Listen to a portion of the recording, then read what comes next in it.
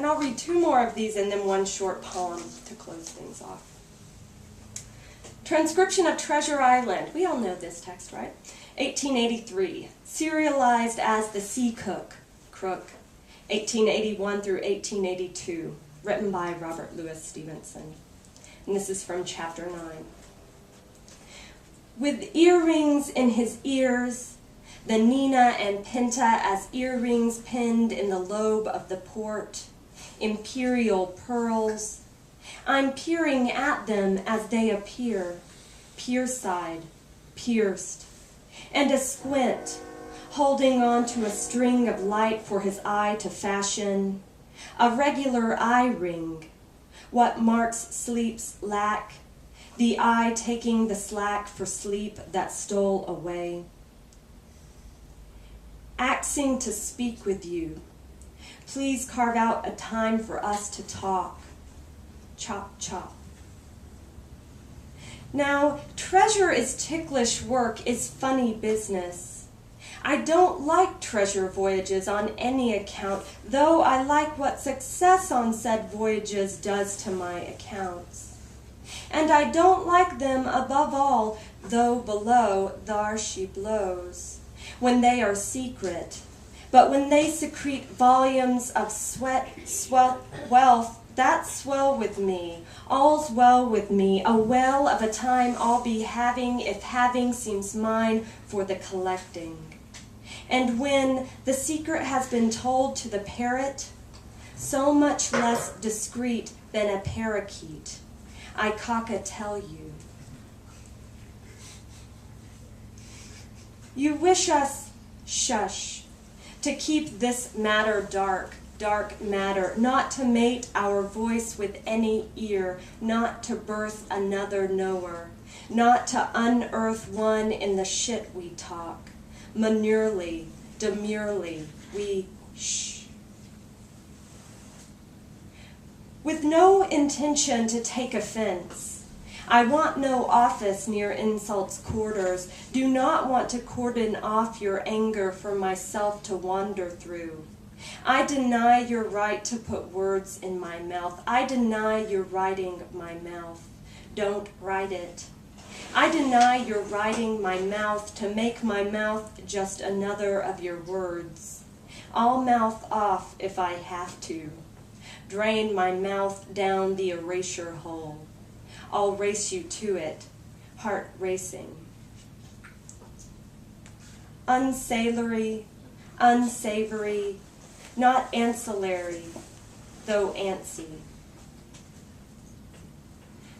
Yo-hoing at their work, no dwarfs of any number, they, song-wise, whistling as the works whittled away, made little, a litter for them to watch over after labor is through.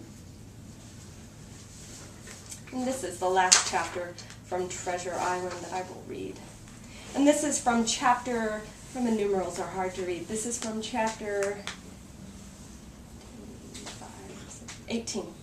I should write that on the sheet next time again. They breasted across a bit of thicket. They bit across into a breast of chicken. They blessed it teeth-wise. And so to assess the thicket with the armor of oneself, to plot one's plotting, then to plow through. Cutlass, cute lass, a cute lack that builds a girl. Cut that out, remove it, set straight that claim of castration. In the meantime, the captain, whom I had observed to be wonderfully swollen, made full and filling out, about the chest and pockets, having emptied other chests, having pocketed what was kept there, what like kelp was the life source to the health of the chest, with the chest's health equivalent to the wealth therein, had turned out a great many, many as they might be, various stores. In his meantime he turned them out, untaken with them. No, he takes them in, fills his own cracks with the British colors, a Bible, a coil of stoutish rope, a metaphor for with what he hangs his hopes. Pen, ink, the logbook, and pounds of tobacco. Oh ho! Blaze away!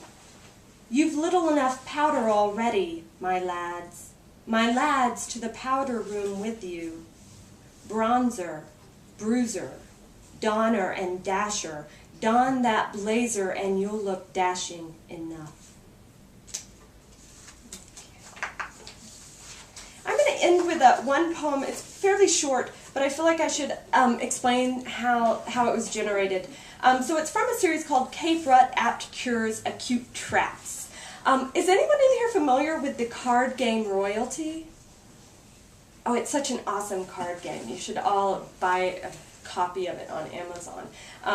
But basically, with everyone's given 7 cards, and you have to make words. But the fun part of it is when it's your turn, before you make a word, you have the option of stealing someone else's word and anagramming it, but you have to add 1 letter if you steal someone's word to anagram it. And it's really fun. But it goes really well with this idea of capturing and pilfering. So I used it to generate words for poems. So however many words were generated in the poem, or however many words were generated in any given game, that's how many lines the poem I wrote with those words had to contain, right? And I had to use every word generated within that game. So for instance, if I had cat, one of you could steal it and make tacky. If I had far, one of you could steal it and spell raft. I could steal it back and spell farted. You could steal it back and spell drafted. So that's kind of how that works. So game 2, this is what I'm going to read you. It had 14 words, so it means it has 14 lines. And I'm not going to tell you what those 14 words were, but maybe you'll catch on. There is some repetition. A dog is a diary of yapping. The yard goes shaggy like a dog. Be fair. Be a fare I can afford. Paint flexes a muscle of wall.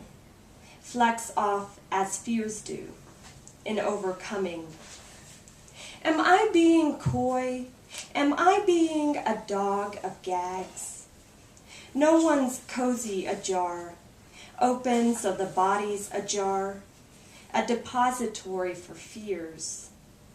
Better a diary gag, a trick or a voice tripped up, a shaggy carpet to lose things in. Thank you.